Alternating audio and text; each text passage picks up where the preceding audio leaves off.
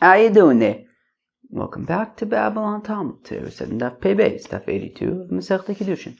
Friends, yo friends, yo friends, friends. Excuse me, friends. You know what we're doing today? Today we're finishing Masechta Kiddushin and Seder Nashim. I'm telling you, I feel like under normal circumstances I would be super excited. Everything's just kind of weird these days, right? Do we all agree? Everything's like kind of muted. It's hard to be like excited about anything, but it is a pretty big deal. I mean, we're finishing Masechta Kiddushin, and with that, we're finishing Seder Nashim. That's huge. By all accounts, we are now halfway through Shas. We must be, right? Whether it's pages, like Rabbi Hillel Lester pointed out, whether it's these like book kind of things, which was the end of Gittin, whether it's the end of the Sdarim Seder, we've learned Seder Zorim, which is just brachas, Seder Moed, Seder Nashim. I think that by however you want to cut it up, we are halfway through Shas now. Everyone, once again, give yourselves a pat on the back if you can reach, and and here we go. Excuse me, I got this cough. I hope it's going to go away. Otherwise, you're going to listen to me like coughing like this until it goes away. So here goes everything. All right. Well, and that Pei Beis Amud Aleph, top line, says the Mishnah, Lo yilamid Adam Ravik Sofrim v'lo Slamid Isha Sofrim. A fellow who's never been married before should not teach the young kids. It should not be teaching a cheder. V'lo Slamid Isha Sofrim, and a woman should not teach in the cheder. Rabbi Lazar Omer says, the Gemara is going to explain why. Rabbi Lazar Omer says, Rabbi Lazar, Af mi she'ein lo isha lo yilamid sofrim. Also, a fellow who doesn't have a wife should not teach in the cheder. The Gemara is going to explain what the difference is between Rabbi Lazar and the Tanna Kama. What's the difference between a ravik and a fellow who doesn't have a wife? Rabbi Yehuda Omer says, Rabbi Yehuda lo yire ravik behema v'lo yishnu shnei ravokin b'talas achas v'chacham matirin. Rabbi Yehuda says that a fellow who has not been married before should not be a shepherd and be alone with these animals, and also two unmarried fellows should not sleep in a bed together. The Chacham say that it's taka okay. Says the Gemara, my taima, how come a ravik, a fellow who has not been married before, how come a ravik should not teach in a cheder, teach the young children? If it's because we're concerned, God forbid, I don't even want to begin to think about it, but if the concern is that it might be inappropriate with these children and abuse these children, but the Chacham said to Rabbi Yehuda, Lo nechshedu Yisrael al mishkav zachar v'ala behema. Right? Rabbi Yehuda had said that a ravik cannot be a shepherd and be alone with animals or sleep in a bed with another fellow. But the Chacham say it's okay because, and we're going to see in a brisa in a few minutes, that is because there isn't a concern of these things of a fellow sleeping with another fellow or with an animal. So there seems to not be a concern that he would be inappropriate with these children. So ela ravik mishum amhosa diyanuke. Well, the concern is about the mothers, right? That the mothers will come to drop off the yingel at the cheder, and then there's an opportunity there for interaction between this fellow and the mothers, and we want to avoid that. Isha mishum avhosa diyanuke. And similarly, when we say that the women should not teach, it's because we're concerned about, well, the fathers might come to drop off the yingel, and again, there would be an opportunity for fraternizing, and we want to avoid that. Rabbi Lazar says, Rabbi Lazar, af misha ein v'chulei, also a fellow who doesn't have a wife. So Ibailu, the kash is, so what exactly does it mean? What's the difference in a ravik and a fellow who doesn't have a wife? So a ravik, we said, is a fellow who has never married before. And a fellow who doesn't have a wife is somebody who has been married before. The shaila is, does it mean, okay, so he's been married before and now he's no longer married, so it's not like a ravik who's never been married, but at the moment he's not married? Or does it mean even if he is married, but his wife is away someplace? So again, Ibarlu, that's a kasha. Misha ein lo isha klal. Does it mean a fellow who's been married before but is not currently married. Or dilma b'she'ena shruya etzlo. Or maybe it means no, even if he's married but his wife is not around, he should not be teaching the children. Tashma af mi sheyeshlo be'ena shruya etzlo lo yimlamed sofrim. Even a fellow who's married but his wife is not around, I don't know where she is, but he should not be teaching in the cheder. Rabbi says that if a Ravik shouldn't even shepherd the animals. So Tanya Rabbi Yehuda, the Chacham said to Rabbi Yehuda, Lo nechshedu Yisrael al mishkav zachav v'lo al behema, that the Yidden are not suspect of these things of sleeping with an animal or with another fellow if they have to share a bed. Okay. Oh, now we get up to the final Mishnah of Masechta Kiddushin, Gevaldige Mishnah. Okay, a fellow whose profession, part of the profession is that the fellow is going to be around fellas. We can have some examples of that. But even if a fellow is in a profession, that means that he's going to sort of be interacting and working with fellas. Still, they should not be alone together. And a fellow should not teach his son a profession that would require him to be around women who are not his wife on a regular basis, right? Meaning, if the father is going to educate his child in a profession, he should educate the child in a profession that would avoid situations where there may be many encounters, direct one-on-one encounters with women. Okay, sorry, rub my nose. Sorry, Mom. Okay, nose rubbed. Okay, now, Rameir, my sister Rameir, le'olam yelamed odom es beno umanus nikiya vikala. A fellow should teach his son a profession that is simple and clean. V'yispala lemi sha'osher v'anachosim shalo. And pray to God, pray to the one that wealth and property belong to him, so that you should have success in the geschäft. She'en umanis, she'en ba'anius, ba'ashirus.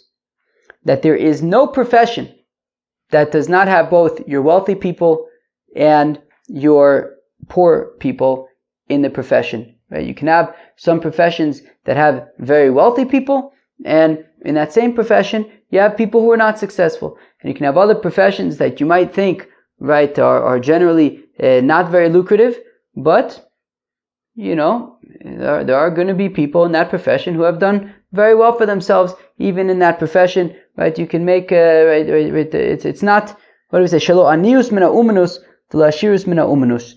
That wealth or poverty, right, how much money, how much success you have is not necessarily directly a result of the particular profession. So it's all based on a person's merit, right? The person can be successful or not in any profession. Reb Shimon ben Elazar, Omer says, Reb Shimon ben Elazar,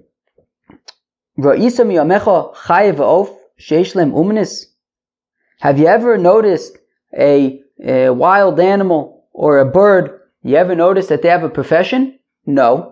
And yet they seem to always have what they need, right? A bird. You ever seen a bird? Doing schwere Arbeit. He flies around. Finds a seed over here. Pecks around a little bit, gets a worm. He's got what he needs. And the interesting thing is that these birds and these beasts, they were created only to serve me, so that I can kill them and I can eat them. Now I, on the other hand, was created to serve the Eibishter. So if these creations who are on a lower level, they have everything they need, a human being who's on a higher level, certainly a human being should have should be able to get what he needs, have what he needs. But I've been a nudnik, and because of my being a nudnik, I've negatively affected my ability to have parnasa. Abaguryan, ish tzadyan, Omer Mishum Abu Gurya. Abu Gurya, the fellow from Tzadian, says in the name of Abu Gurya, Lo Yilamid Adam is beno Chamer Gamul Kader Ksapin Roe V'Chenvani Shubunusan Umanus Listim.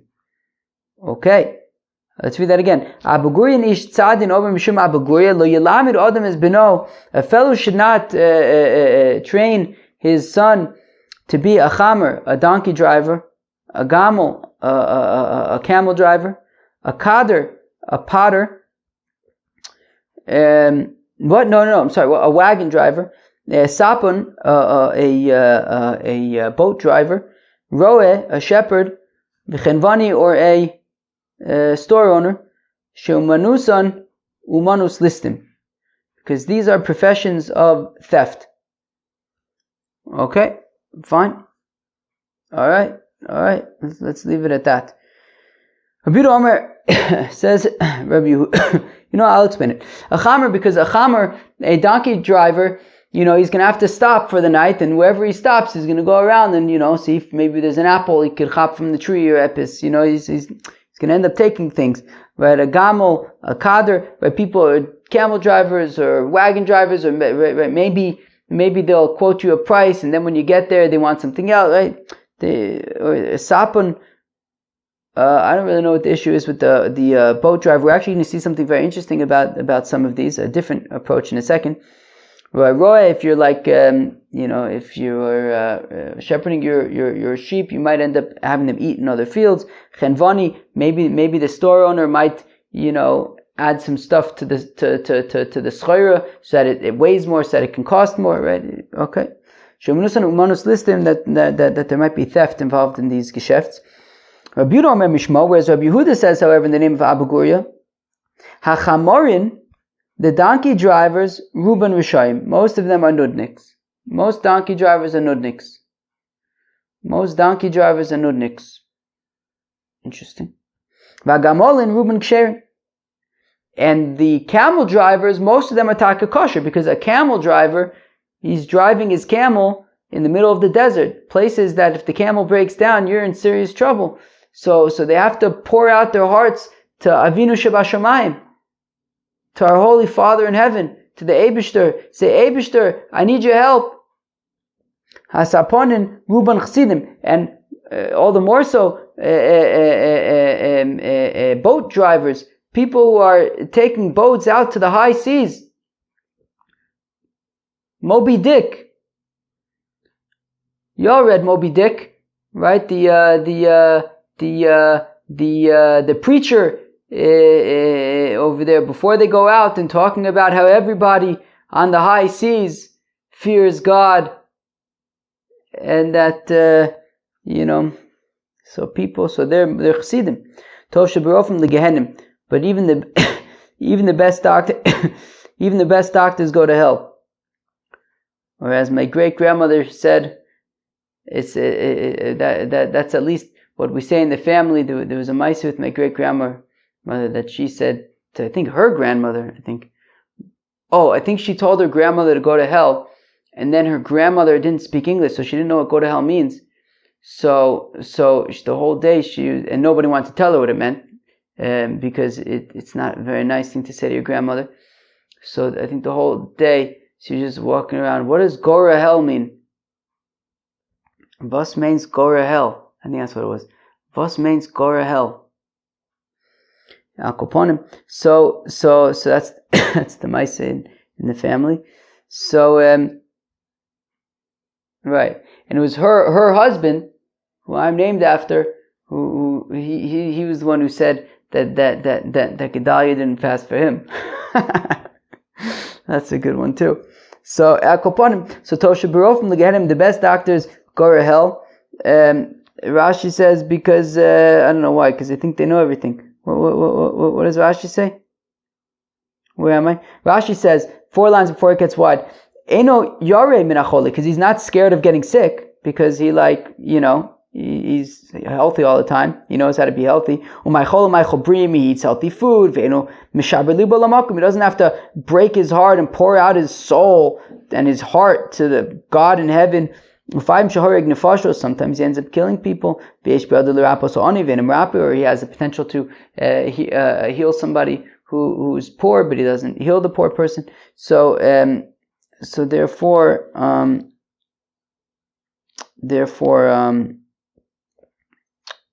what was I looking at? Therefore, that's why the Mishnah says Tov Shabro from the Gehenim. Okay, fine.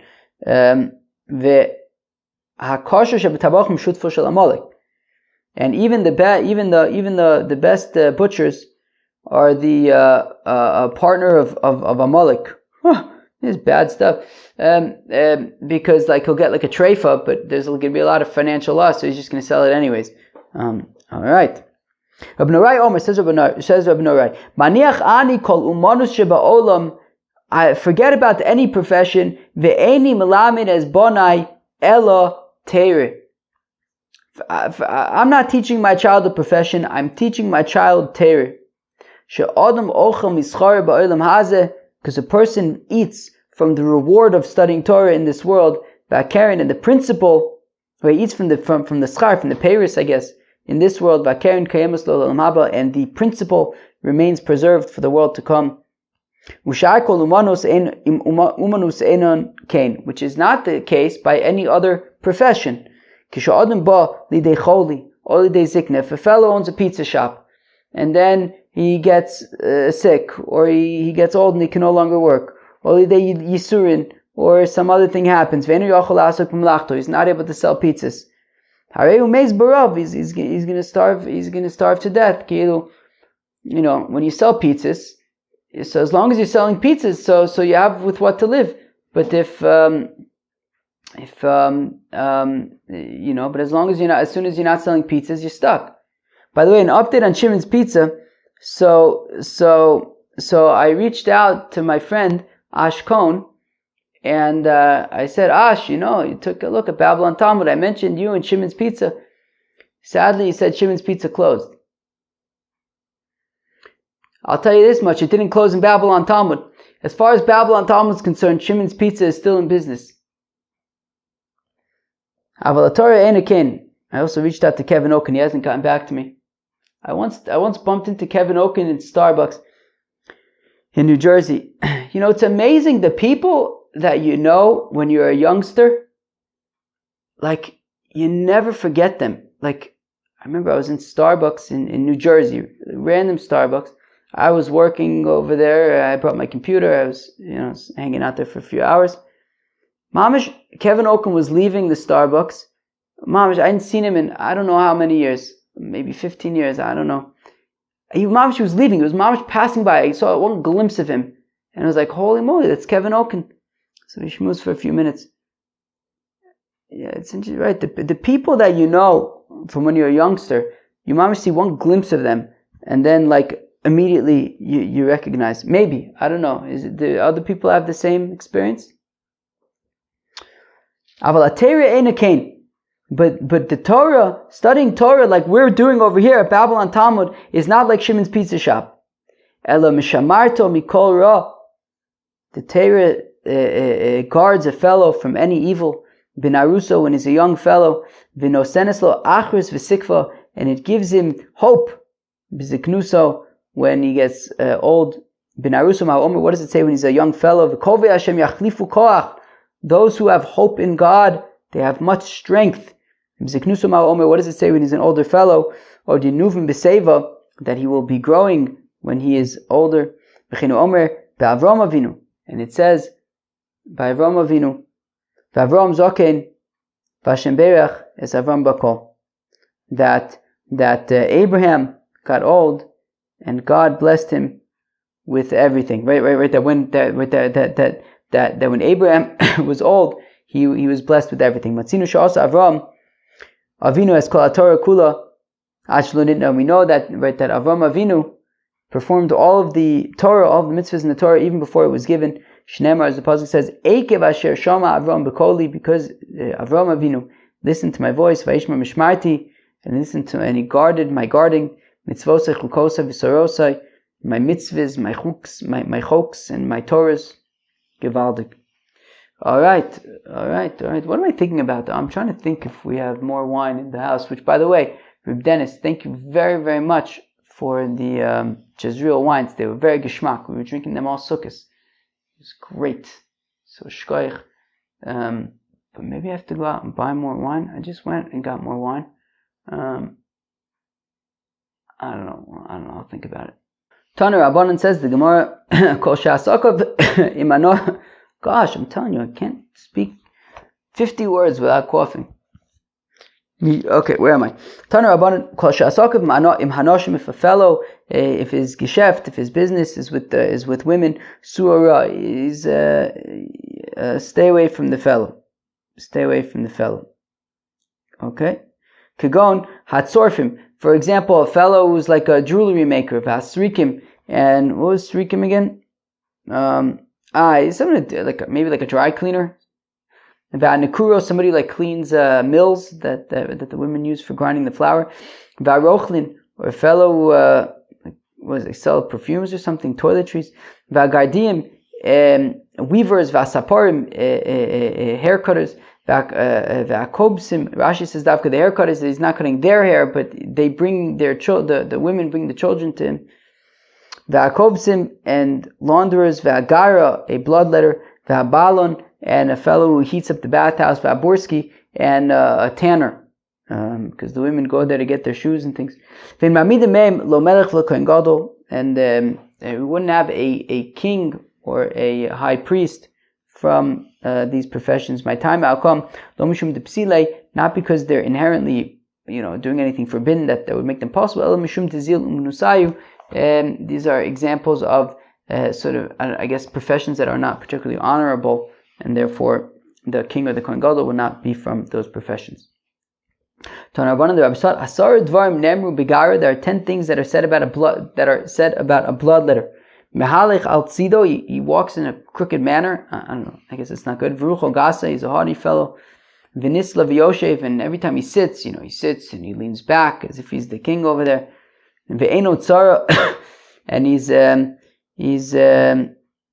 doesn't spend, he's stingy because he's always eating with the people who come in, because before they bloodlet, they have to eat epis, and therefore, he's like not spending money because he's just like mooching off of them.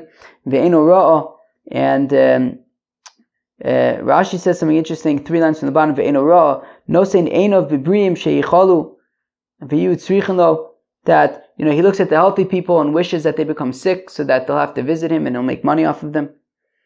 Ve'eno, that was ve'eno ra'ah, right? Okay, fine. Ochel harbe, he eats a lot because again the people are coming to the office and they have to eat epis, and he eats with them. Motzi kima, and because the people before they bloodlet, they eat a healthy meal, so he doesn't have to go to the bathroom that much. I guess that was the thing.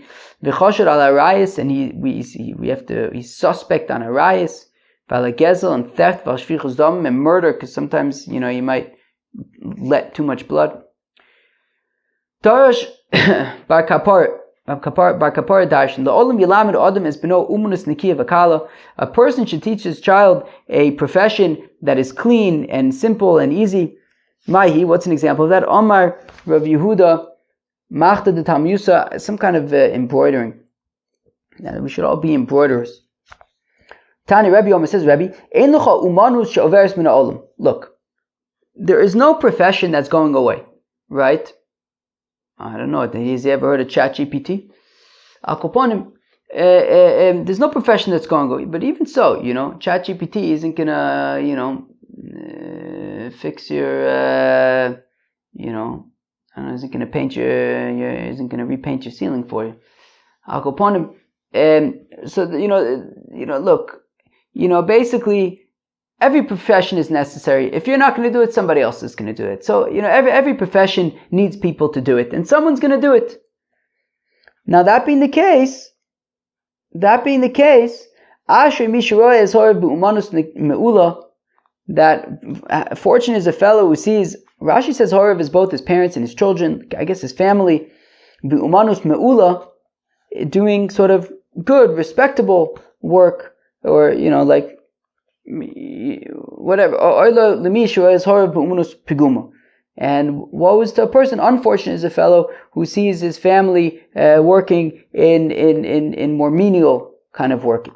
For example, look, the world is going to need people making perfumes. There's always going to be people who want perfumes. But also people need leather. People need clothing. So you're also going to have a tannery. Tannery is, I think it has a reputation of being like smelly, kind of, menial kind of work. Ashemishu manoso shumanuso besam v'oilo mishomanuso borski. Fortunate is a person. I'm sorry, basam. Right. Fortunate is a person who works with perfumes, and unfortunate is a person who works with in the tannery. I don't think that the point here is to look down upon any profession, but I think the point that the Gemara is making is that look, every job is going to be filled, right? So you may as well choose one that is I guess more pleasant. Look, the world needs boys and the world needs girls. You can't have just boys, you can't have just girls. The world needs boys and girls. But nonetheless, that fortunate is a fellow whose children are boys, unfortunate is a fellow whose children are girls. Rameir Omer says, a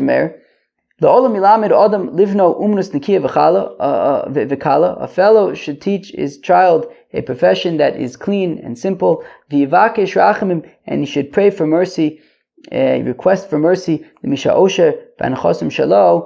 from he who the wealth and the property belongs to him,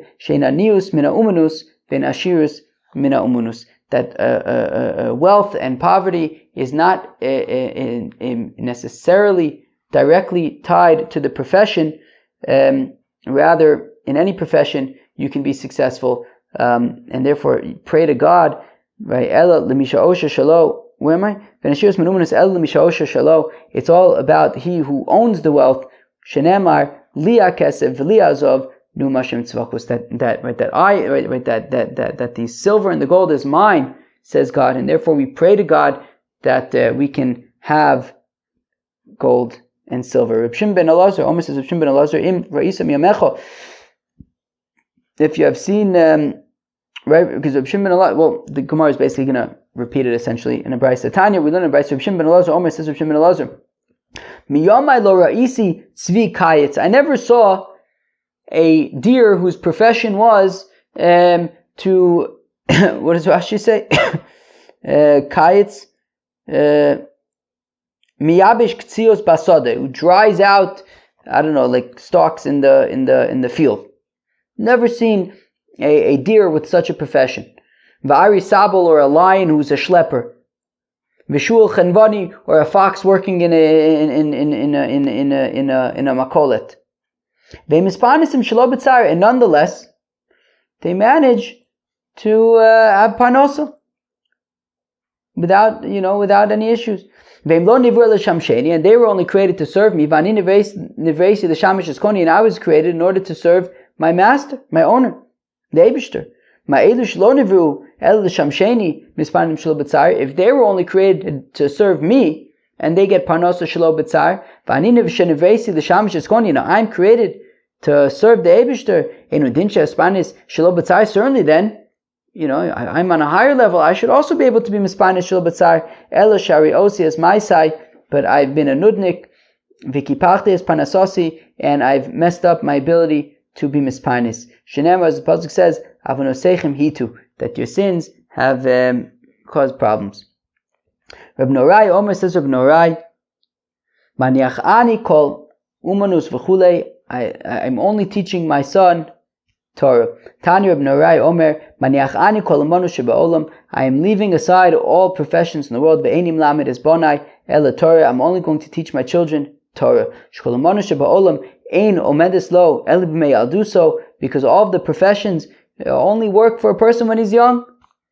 Aval b'mei ziknuso, when he gets older, he can no longer work. Harei muto barav. He's going to starve to death because he no longer has any income, and he has nothing else to sort of going his way, to be going for him.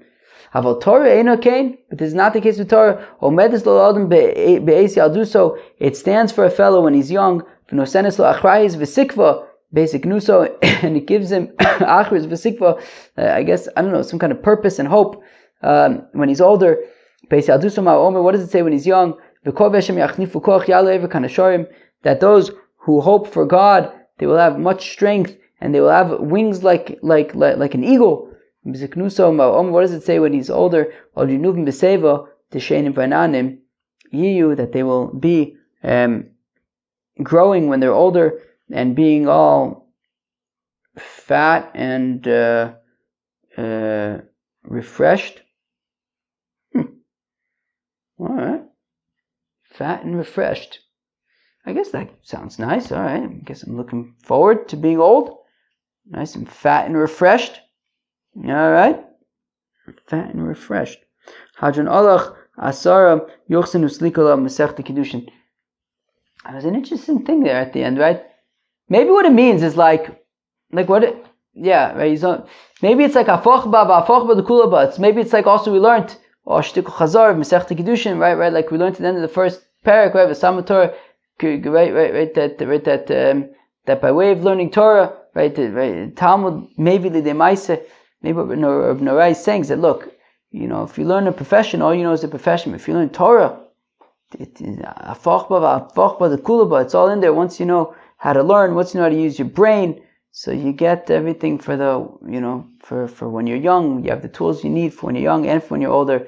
But I do imagine that you're going to have to at least apply those to be mispanis.